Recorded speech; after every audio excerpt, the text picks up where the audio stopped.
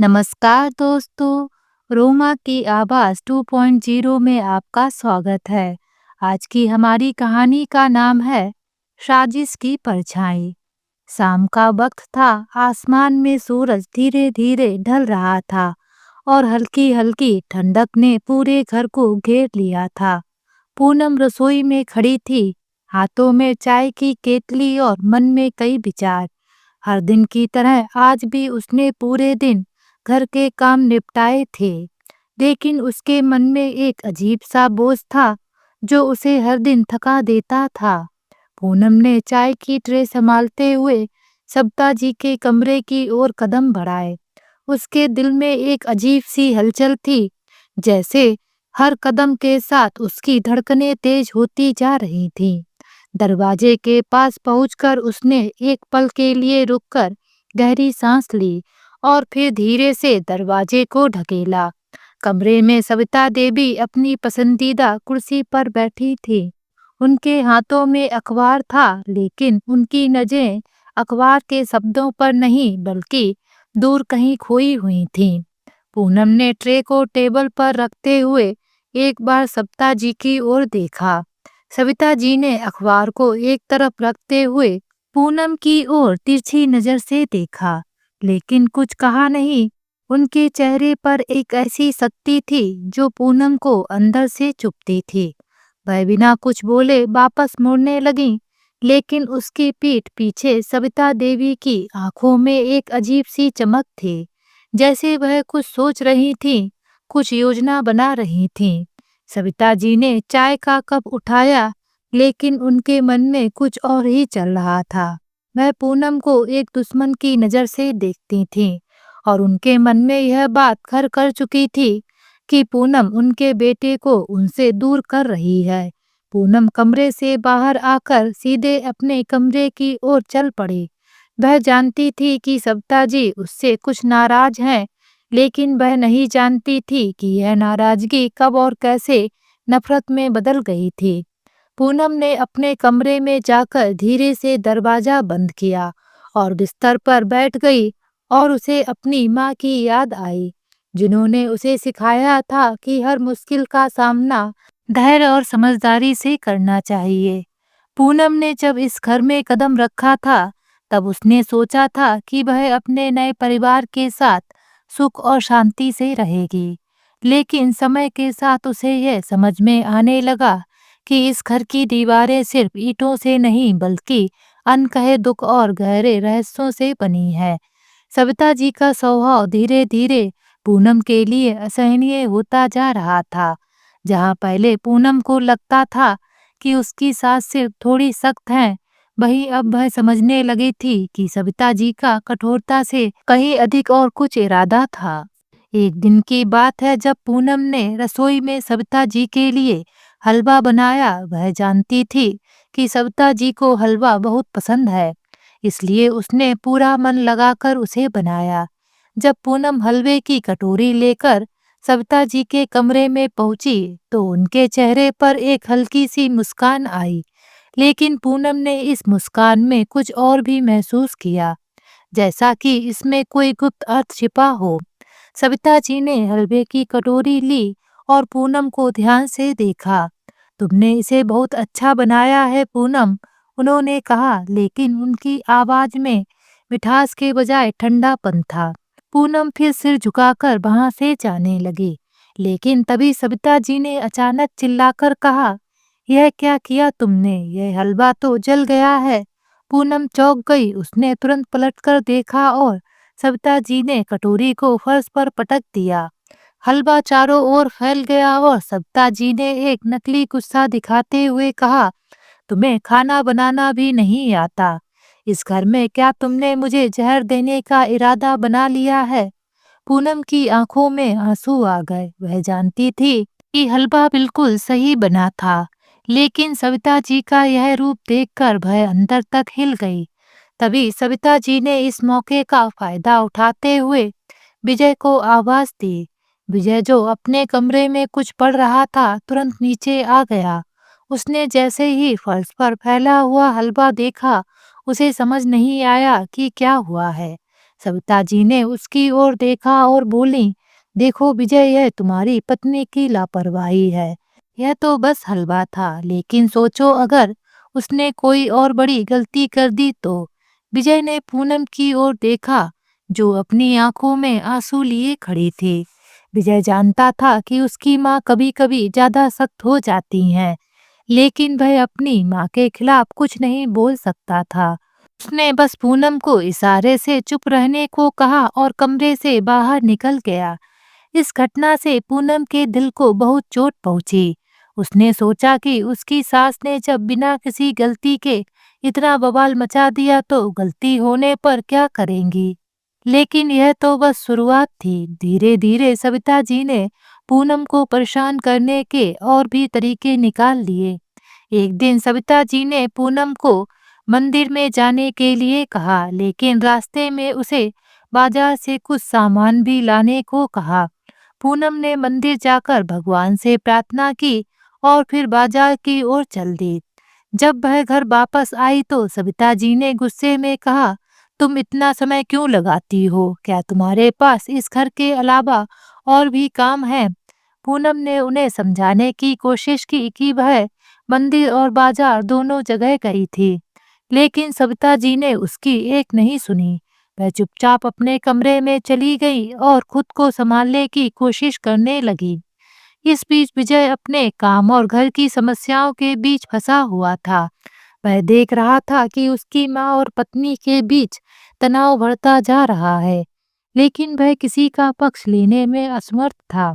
उसकी माँ बचपन से ही उसके लिए सब कुछ थी और वह उन्हें दुखी नहीं करना चाहता था। दूसरी ओर पूनम उसकी पत्नी थी, जिसके प्रति उसकी जिम्मेदारियां थीं। विजय ने कई बार सविता जी से बात करने की कोशिश की, लेकिन हर बार उसे यह कहकर चुप करा देती कि तुम्हारी पत्नी तुम्हें हमारे खिलाफ भड़का रही है। विजय को कुछ समझ नहीं आ रहा था कि वह क्या करे। वह पूनम के पास गया और उसे समझाने लगा, देखो पूनम, माँ थोड़ी सख्त है, लेकिन उनका दिल साफ है। तुम बस धैर्य रखो, सब ठीक हो जाएगा। पूनम ने उसकी बातों को सुना, लेकिन उसके दिल में सवाल उठने लगे। क्या सच में सविता जी का दिल साफ था, या फिर इसमें कुछ और ही साजिश छिपी थी? राधा जी, जो सविता जी की करीबी सहेली थी, वह अक्सर सविता जी के पास आकर पूनम के बारे में बुराइयां करती और उन्हें पूनम के खिलाफ और भी भड़काती।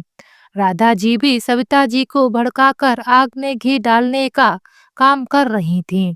वे सविता जी से कहती हैं, बहन जी, मुझे तो लगता है कि यह लड़की तुम्हारे बेटे को तुमसे दूर कर देगी। तुम्हें इसे ठीक करने का कोई ठोस उपाय सोचना होगा। सविता जी ने सिर हिलाते हुए कहा, तुम ठीक कह रही हो राधा, मुझे इस लड़की को सबक सिखाना होगा। राधा जी की बातें सुनकर सविता जी ने पूनम के खिलाफ अपनी चालें और तेज कर दी। उन्होंने हर उस चीज पर ध्यान देना शुरू किया जिसमें पूनम से गलती हो सकती थी, और फिर उसी को मुद्दा बनाकर उसे ताने देने लगती। पूनम को अब यह समझ में आने लगा था कि सविता जी की नाराजगी सामान्य नहीं थी, बल्कि यह एक सोची समझी रणनीति का हिस्सा थी। वह हर दिन के साथ और अधिक तनाव में घिरती जा रही थी। पूनम ने कई बार सोचा कि वह विजय से इस बारे में बात करे, लेकिन उसे डर था कि कहीं वह भी उसकी बात न माने तो क्या होगा। पूनम की हालत धीरे धीरे खराब होने लगी। वह अपनी सहनशीलता की सीमा तक पहुंच चुकी थी, लेकिन उसे समझ नहीं आ रहा था कि वह क्या करे। उसने अपनी माँ से बात करने की कोशिश की, लेकिन सविता जी ने फोन पर भी उसे ज्यादा देर बात नहीं करने दी। पूनम अब खुद को अकेला और असहाय महसूस करने लगी। सविता जी और राधा जी की साजिशें धीरे धीरे अपना रंग दिखाने लगी थीं। पूनम हर दिन नए नए आरोपों का सामना कर रही थी। उसकी हर छोटी बड़ी गलती को बढ़ा चढ़ाकर पेश किया जा रहा था, जिससे घर का माहौल और भी तनावपूर्ण हो गया था। लेकिन पूनम अभी भी यह समझने में असमर्थ थी कि यह सब सिर्फ उसे परेशान करने के लिए हो रहा है, या फिर इसके पीछे कोई और गहरी साजिश छिपी है। राधा जी ने सविता जी को सुझाव दिया था कि पूनम को इस घर से बाहर निकालने का सबसे अच्छा तरीका यह होगा कि उसे विजय के सामने इतना गिरा दिया जाए कि वह खुद ही उसे छोड़ दे। बहन जी, राधा जी ने एक दिन सविता देवी से कहा, तुम्हें पूनम को इतना कमजोर और अपमानित करना होगा कि विजय को भी यह लगने लगे कि वह इस घर के लायक नहीं है। अगर वह खुद ही इस घर को छोड़कर चली जाए तो तुम्हारा काम आसान हो जाएगा। सविता जी ने इस बात पर गहराई से विचार किया। तब उन्हें राधा जी की बात में दम नजर आया। उन्होंने सोचा कि अगर पूनम को विजय की नजर में गिरा दिया जाए तो वह खुद ही उसे छोड़ देगा और फिर वह विजय की दूसरी शादी करवा सकती है। सविता जी का इरादा सिर्फ पूनम को घर से निकालने का नहीं था, बल्कि वह चाहती थी कि विजय की दूसरी शादी किसी अमीर और रसूखदार परिवार से हो, ताकि दहेज के रूप में उन्हें अच्छा खासा धन मिल सके। पूनम से उन्हें कोई आर्थिक फायदा नहीं हुआ था, क्योंकि विजय ने प्रेम विवाह किया था जिसमें दहेज की कोई बात ही नहीं थी। सविता जी ने राधा जी की योजना पर अमल करना शुरू कर दिया। उन्होंने पूनम पर शक करने के बहाने ढूंढने शुरू कर दिए। एक दिन की बात है, सविता जी ने पूनम से कहा कि वह घर के सभी गहनों की सफाई करे और उन्हें फिर से अलमारी में रख दे। पूनम ने सासू माँ की बात मानकर गहनों की सफाई शुरू कर दी, लेकिन गलती से एक कानों की बाली अलमारी के पीछे गिर गई। उसे लगा कि बाली वहीं होगी और सफाई के समय मिल जाएगी। दूसरे दिन जब सविता जी ने गहनों की जांच की और पाया कि एक बाली गायब थी, तो उन्होंने तुरंत विजय को बुलाया और गुस्से में कहा, यह देखो, तुम्हारी पत्नी ने मेरी बाली चुरा ली है। मैंने उसे सभी गहनों की सफाई करने के लिए कहा था और अब एक बाली गायब है। विजय को समझ नहीं आया कि यह कैसे हो सकता है। उसने पूनम से पूछा, क्या तुमने सभी गहनों की सही तरह से देखभाल की थी? पूनम ने सिर हिलाते हुए कहा, हाँ, मैंने सभी गहनों को ठीक से रखा था। हो सकता है कि वह बाली कहीं गिर गई हो, मैं उसे ढूंढ दूंगी। सविता जी ने तुरंत ताने कसते हुए कहा, गिर गई या फिर तुम्हारे मन में कुछ और ही था? यह सब बहाने मत बनाओ। मैंने पहले भी देखा है कि तुम कुछ ना कुछ गलत कर रही हो। विजय को यह सब सुनकर बुरा लगा, लेकिन वह अपनी माँ के खिलाफ कुछ नहीं कह सका। पूनम ने पूरी कोशिश की बाली को ढूंढने की, लेकिन वह नहीं मिली। सविता जी ने इस बात को और बढ़ा चढ़ाकर विजय के सामने रखा, जिससे उसके मन में शक का बीज और भी गहरा हो गया। पूनम के खिलाफ सविता जी की साजिशें बढ़ती जा रही थीं। पूनम को हर दिन मानसिक यातना दी जा रही थी, जिससे वह धीरे धीरे टूटने लगी थी। लेकिन पूनम को यह समझ में नहीं आ रहा था कि उसके साथ ऐसा क्यों हो रहा है। एक दिन की बात है, जब विजय घर पर नहीं था, सविता जी और राधा जी बैठकर आपस में बात कर रही थीं। वे दोनों पूनम के खिलाफ अपनी योजनाओं पर चर्चा कर रही थीं और उन्होंने सोचा कि अब विजय को यह यकीन दिलाना होगा पूनम घर छोड़कर जाने के लायक है। पूनम उस समय घर के एक कोने में सफाई कर रही थी, तो उसने सविता जी और राधा जी की बातचीत को सुन लिया। उनकी बातें सुनकर तो उसकी आंखें फटी की फटी रह गईं। अब उसे सब समझ में आ गया था कि उसके खिलाफ क्या साजिश हो रही है। इधर सविता जी और राधा जी यह नहीं जानती थीं कि पूनम उनकी सारी बातें सुन रही है। वह चुपचाप वहां से चली गई और अपने कमरे में जाकर खुद को संभालने की कोशिश करने लगी। पूनम को अब समझ में आ गया था कि सविता जी उसे इस घर से निकालने के लिए किसी भी हद तक जा सकती हैं। पूनम ने अब तय कर लिया था कि वह सविता जी के षड्यंत्रों के खिलाफ लड़ेगी। वह जानती थी कि उसे विजय का साथ चाहिए, लेकिन इसके लिए उसे पहले सविता जी की साजिशों को उजागर करना होगा। पूनम ने धैर्य और समझदारी से काम लेने का फैसला किया। उसने यह निश्चय किया कि वह बिना किसी आक्रोश के सविता जी की हर चाल का सामना करेगी और सच्चाई को सामने लाएगी। अगले दिन पूनम ने घर की सफाई करते समय अलमारी के पीछे गिरी हुई बाली को ढूंढ निकाला। उसने बिना कुछ कहे बाली को अलमारी में रख दिया और सविता जी के सामने जाने से बचती रही। वह जानती थी कि सही समय आने पर ही उसे अपनी चाल चलनी है। सविता जी ने देखा कि पूनम अब ज्यादा बोल नहीं रही थी, तो उन्होंने सोचा कि उसकी साजिशें काम कर रही हैं। उन्होंने राधा जी के साथ मिलकर यह तय किया कि अब समय आ गया है कि पूनम पर कोई बड़ा आरोप लगाया जाए, जिससे उसे इस घर से बाहर निकालने पर मजबूर किया जा सके। पूनम और विजय का जीवन सविता जी और राधा जी की साजिशों से जूझ रहा था, लेकिन पूनम ने अब तक हिम्मत नहीं हारी थी। उसने अपनी सहनशीलता और धैर्य से परिवार को एकजुट रखने का हर संभव प्रयास किया। लेकिन जैसे जैसे सविता जी की योजनाएं गहरी होती गईं, पूनम के लिए अकेले इस लड़ाई को लड़ना मुश्किल होता गया। ऐसे समय में पूनम की अतीत की यादें और उसकी एक पुरानी सहेली शालिनी उसकी जिंदगी में फिर प्रवेश करती है, जो इस संघर्ष में उसकी मदद करने के लिए एक महत्वपूर्ण भूमिका निभाती है। पूनम को याद आया कि जब भी वह किसी परेशानी में होती थी, शालिनी ने उसे हिम्मत दी और हर मुश्किल घड़ी में उसका साथ दिया। शालिनी एक साहसी और दृढ़ निश्चयी लड़की थी, जिसने पूनम को हर परिस्थिति में डटकर मुकाबला करना सिखाया। लेकिन शादी के बाद जीवन की व्यस्तताओं के कारण दोनों सहेलियों का संपर्क टूट गया था। एक दिन जब पूनम अपनी परेशानियों से जूझ रही थी, तो अचानक उसका फोन बजा। फोन पर कोई और नहीं बल्कि उसकी बचपन की सहेली शालिनी थी। पूनम की आवाज में छिपी उदासी को भांपते हुए शालिनी ने उसे मिलने के लिए बुलाया। पूनम ने अपनी परेशानियों के बारे में कुछ भी नहीं बताया, लेकिन शालिनी उसकी आवाज से ही समझ गई कि कुछ गड़बड़ है। शालिनी ने तुरंत फैसला किया कि वह पूनम के घर जाकर उससे मिलेगी। अगले ही दिन शालिनी पूनम के घर पहुंची। शालिनी को देखकर पूनम के चेहरे पर एक मुस्कान आ गई।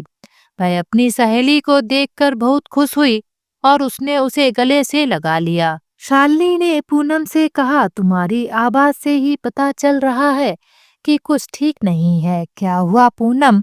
मुझसे कुछ मत छुपाओ। पूनम ने कुछ देर तक चुप रहने के बाद आखिरकार अपने दिल की सारी बातें शालिनी को बता दी। उसने सविता देवी और राधा जी की साजिशों के बारे में भी बताया, और यह भी कि कैसे वह अकेले इस संघर्ष से जूझ रही है। शालिनी ने पूनम की सारी बातें ध्यान से सुनी और फिर उसे समझाते हुए कहा, पूनम, तुमने जीवन में जो संघर्ष किया है वह तुम्हें कमजोर नहीं बल्कि और भी मजबूत बनाता है। तुम्हारी माँ ने तुम्हें हमेशा धैर्य और सहनशीलता सिखाई है, लेकिन अब समय आ गया है कि तुम इस साजिश का डटकर मुकाबला करो। मैं तुम्हारे साथ हूँ। हमें मिलकर इस साजिश का पर्दाफाश करना होगा। शालिनी की बातों ने पूनम को हिम्मत दी। उसने पहली बार महसूस किया कि वह इस लड़ाई में अकेली नहीं है। शालिनी के साथ होने से उसे अपने संघर्ष में एक नई ऊर्जा मिली। विजय और पूनम का जीवन अभी ठीक ठाक चल ही रहा था, लेकिन सविता जी और राधा जी की साजिशें अभी भी जारी थीं। सविता जी ने अपने बेटे को पुनः अपने बस में कर लेने के लिए लगातार कोशिशें कर रही थीं, जबकि राधा जी उनकी इस योजना में पूरी तरह से सहयोग कर रही थीं। पूनम को इस बात की भनक थी कि सविता जी और राधा जी उसे घर से निकालने की योजना बना रही हैं, लेकिन उसने इसे विजय से छिपा रखा था। सविता जी ने देखा कि सीधे तौर पर पूनम को हटाना संभव नहीं है, इसलिए उन्होंने एक नई चाल चली। उन्होंने एक जाली दस्तावेज तैयार करने का निर्णय लिया, जिसमें लिखा था कि विजय ने अपनी सारी संपत्ति अपनी पत्नी के नाम कर दी है। इस दस्तावेज के आधार पर वे पूनम को यह साबित करना चाहती थीं कि पूनम ने यह घर अपने नाम करा लिया है और वह उनको इस घर से निकलवाना चाहती है। राधा जी ने इस योजना में सविता जी की पूरी मदद की। वह अपने झूठे और चालाकी भरे स्वभाव के कारण हमेशा इस तरह की साजिशों में माहिर थी। उसने इस जाली दस्तावेज को इस तरह तैयार किया कि कोई भी इसे असली मानने को मजबूर हो जाए। सविता जी और राधा जी ने सोचा कि इस दस्तावेज को विजय के सामने रखकर उसे मनोवैज्ञानिक दबाव में लाया जाए। वे उसे यकीन दिलाना चाहती थी कि पूनम ने यह घर धोखे से अपने नाम कर लिया है। सविता जी ने एक दिन पूनम को अपने कमरे में बुलाया और कहा, पूनम, मैं सोच रही हूँ कि हमें घर के दस्तावेजों की जांच करनी चाहिए। तुम जरा ये फाइलें निकालो और देखो कि सब कुछ सही है या नहीं। पूनम ने बिना किसी सवाल के फाइलें निकाली और उन्हें देखने लगी, लेकिन जैसे ही उसने दस्तावेजों को देखा वह चौंक गई। उन दस्तावेजों में कुछ गड़बड़ थी, जैसे किसी ने जानबूझकर उन्हें गलत तरीके से तैयार किया हो। सविता जी ने उसे फाइलों के साथ अकेला छोड़ दिया और राधा जी के साथ जाकर सोचने लगी कि अब पूनम को इस गलती का दोषी ठहराना आसान होगा। लेकिन उन्हें यह नहीं पता था कि पूनम अब उनकी साजिशों से वाकिफ हो चुकी थी। रात को जब विजय घर वापस आया तो सविता जी ने उसे अपने पास बुलाया और कहा, विजय, पूनम ने घर के दस्तावेजों में कुछ गड़बड़ी की है। मुझे लगता है कि वह घर के कागजात में हेरफेर कर रही है ताकि यह घर उसके नाम पर हो जाए। विजय को यह सुनकर बहुत गुस्सा आया। उसने तुरंत पूनम से इस बारे में पूछा। पूनम ने शांत स्वभाव से कहा, विजय, पहले आप खुद इन दस्तावेजों को देखिए। विजय ने फाइलें ली और उन्हें ध्यान से पढ़ा तो उसे महसूस हुआ कि कुछ गलत है, लेकिन वह यह समझ नहीं पाया कि गलती कहाँ है। पूनम ने तब कहा, आप इन दस्तावेजों को एक बार वकील को दिखा लीजिए ताकि सच्चाई सामने आ सके। विजय ने पूनम की बात मान ली और अगले दिन वह उन फाइलों को वकील के पास ले गया। वकील ने बताया कि दस्तावेजों में सच में गड़बड़ी है और यह सब किसी की जानबूझकर की गई साजिश का हिस्सा लगता है। विजय अब सच्चाई के करीब पहुंच रहा था, लेकिन उसे अभी भी पूरी तरह यकीन नहीं हुआ। पूनम ने तब उसे वह सारी बातें बताई जो उसने सविता जी और राधा जी की बातचीत के दौरान सुनी थी। विजय को अब समझ में आ गया कि सविता जी और राधा जी मिलकर पूनम के खिलाफ साजिश रच रहे हैं। उसने कभी सोचा भी नहीं था कि उसकी माँ ऐसा कर सकती है। विजय ने अब यह निश्चय किया कि वह इस साजिश का अंत करेगा। उसने सविता जी से सीधे बात की और कहा, माँ, मैं जानता हूँ कि आप पूनम के खिलाफ साजिश कर रही हैं। मैंने वकील से दस्तावेजों की जांच करवा ली है और अब मुझे सब समझ में आ गया है कि इसमें गड़बड़ी किसने की है। सविता जी ने पहले तो इसे मानने से इनकार किया, लेकिन विजय के सख्त रुख को देखते हुए वह चुप हो गईं। विजय ने कहा, मैं पूनम को इस घर से कभी नहीं जाने दूंगा। अगर आप उसे स्वीकार नहीं कर सकती तो मुझे इस घर से अलग हो जाना पड़ेगा। सविता जी का विजय का यह फैसला चौंकाने वाला लगा।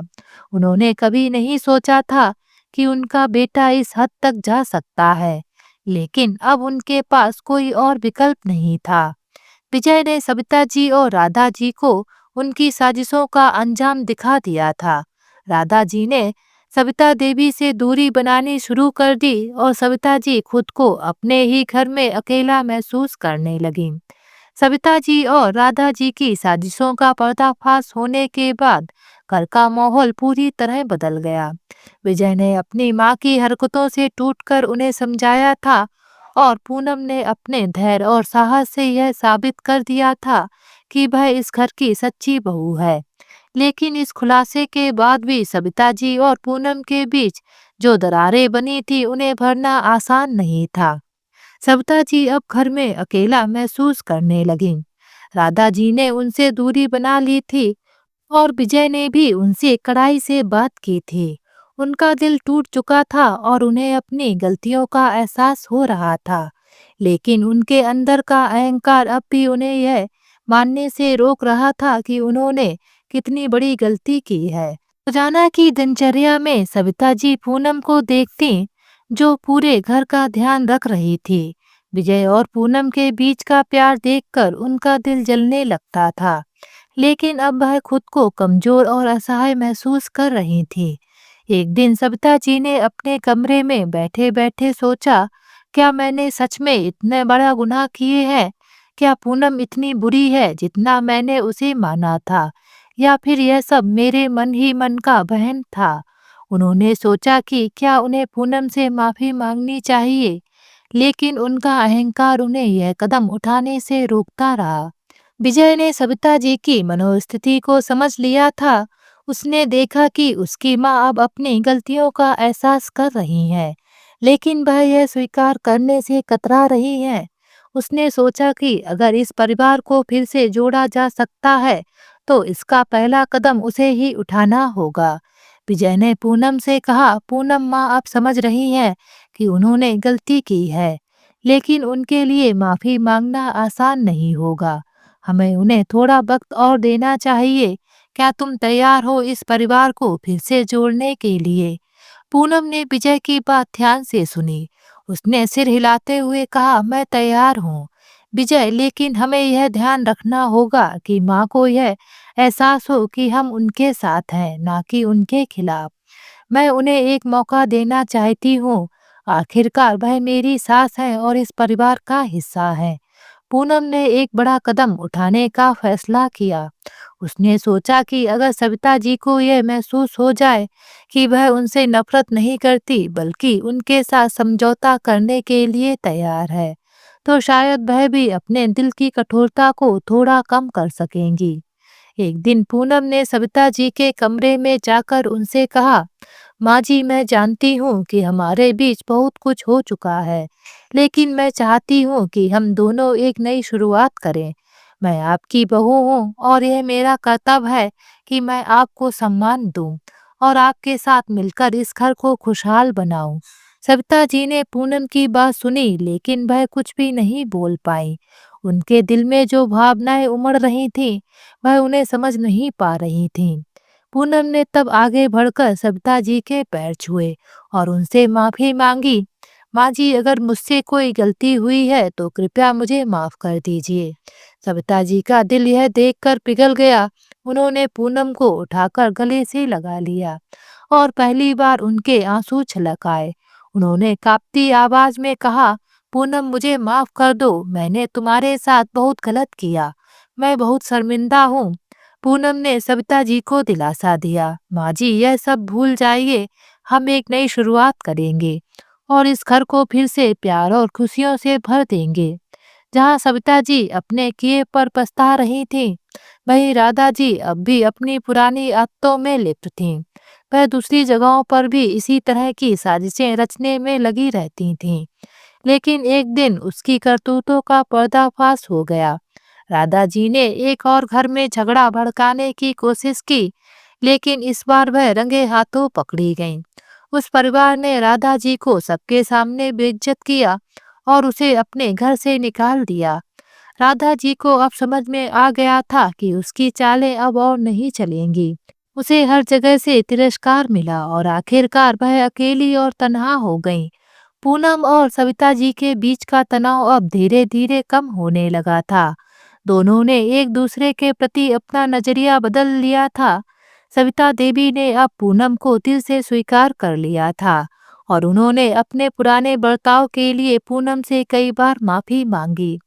पूनम ने भी सविता जी का साथ देना शुरू कर दिया। वह घर के कामों में उनकी मदद करती, उनकी सेहत का ध्यान रखती, उनके साथ समय बिताती। धीरे धीरे सविता जी और पूनम के बीच एक नया रिश्ता बनने लगा, जो सच्चे सम्मान और समझदारी पर आधारित था।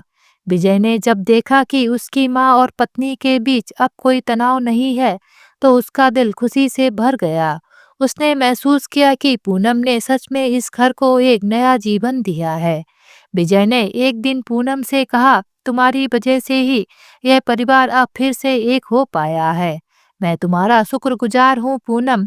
पूनम ने मुस्कुराते हुए जवाब दिया, यह हमारा कर्तव्य था विजय। परिवार को एक साथ रखने के लिए हमें सब कुछ करना चाहिए और जब हम एक दूसरे के साथ होते हैं तो हर मुश्किल का सामना कर सकते हैं।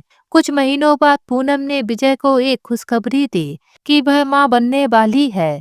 इस खबर से पूरे घर में खुशी की लहर दौड़ गई। सविता जी के लिए यह खुशखबरी किसी वरदान से कम नहीं थी।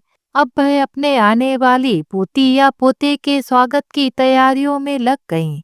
पूनम का ध्यान रखते हुए सविता जी ने घर के सारे काम संभाल लिए। वह हर दिन पूनम का ख्याल रखते, उसके खाने पीने का ध्यान रखती और उसे आराम करने के लिए कहती। विजय भी पूनम का साथ देने में कोई कसर नहीं छोड़ता। घर में बच्चे के आने की तैयारी के साथ साथ पूनम और सविता जी के बीच का रिश्ता और भी गहरा हो गया। दोनों ने मिलकर हर छोटी बड़ी बात पर चर्चा की और अपने बीच के रिश्ते को और भी मजबूत किया। इस बीच राधा जी के जीवन में काफी बदलाव आ चुके थे। उनकी चालें अब उनके खुद के लिए मुसीबत बन गई थीं और वह अकेली पड़ गई थीं। उन्होंने अपने किए पर गहरा पछतावा किया और सोचा कि अगर वह सविता जी से माफी मांग सकें तो शायद उसे शांति मिलेगी। राधा जी एक दिन अचानक विजय के घर पहुंची। उनकी हालत देखकर सविता जी और पूनम दोनों चौंक गए। उन्होंने रोते हुए सविता जी से कहा, बहन जी, मैंने आपके और पूनम के साथ जो भी किया उसके लिए मैं बहुत शर्मिंदा हूँ। मेरी हालत अब बहुत खराब है और मुझे एहसास हो गया है कि मैंने कितना गलत किया। कृपया मुझे माफ कर दीजिए। सविता जी और पूनम ने राधा जी के आंसुओं में सच्चाई देखी। सविता जी ने उन्हें गले से लगाते हुए कहा, राधा, जो हुआ वह अब बीते समय की बात है। हम सबने गलतियां की हैं, लेकिन अब समय आ गया है कि हम आगे बढ़ें और एक दूसरे को माफ करें। राधा जी को भी पूनम ने माफ कर दिया। राधा जी ने अब पूरी तरह से बदलने का निर्णय लिया। पूनम की गोद भराई का दिन आया और घर में एक नई खुशी का माहौल था। सविता जी ने पूरे समारोह की तैयारी की और उन्होंने अपनी सहेलियों और रिश्तेदारों को भी बुलाया। समारोह के दिन घर के आंगन में सभी लोग एकत्रित हुए। पूनम को सविता जी ने सजे हुए झूले पर बिठाया और उसकी आरती उतारी। उन्होंने पूनम के सिर पर हाथ रखते हुए कहा, ईश्वर तुम्हें हमेशा खुश रखे बेटी। तुम इस घर की रोशनी हो और मैं बहुत खुश हूँ कि तुमने मेरे सारे दोष माफ कर दिए। इस दिन ने पूरे परिवार के लिए एक नया अध्याय खोल दिया। हर कोई खुश था और आने वाले बच्चे का बेसब्री से इंतजार कर रहा था। पूनम और विजय ने मिलकर अपने बच्चे के स्वागत की तैयारी की। सविता जी भी बहुत उत्साहित थीं और उन्होंने हर छोटी बड़ी चीज की देख रेख खुद की। उन्होंने पूनम की सेहत का खास ध्यान रखा और ये सुनिश्चित किया कि वह किसी भी तरह की चिंता से दूर रहे। कुछ महीनों बाद पूनम ने एक सुंदर और स्वस्थ बच्चे को जन्म दिया। इस खुशखबरी ने पूरे घर को और भी रोशन कर दिया। सविता जी ने अपने पोते को गोद में उठाते हुए कहा, यह हमारी जिंदगी की सबसे बड़ी खुशी है। इस बच्चे ने हमारे परिवार को फिर से जोड़ दिया है। अब परिवार के हर सदस्य ने अपने पुराने मनमुटाव को भुलाकर एक नया जीवन शुरू कर दिया था। पूनम, विजय, सविता देवी और अब उनके नवजात बच्चे ने मिलकर इस परिवार को और भी खुशहाल बना दिया। तो दोस्तों, आज की ये कहानी आप सभी लोगों को कैसी लगी? नीचे कमेंट बॉक्स में लिखकर हमें जरूर बताएं। अगर ये कहानी आप सभी लोगों को अच्छी लगे तो प्लीज़ इस वीडियो को लाइक और शेयर जरूर करें और मेरे चैनल को सब्सक्राइब करना ना भूलें। तो फिर मिलते हैं एक नई कहानी के साथ। बाय।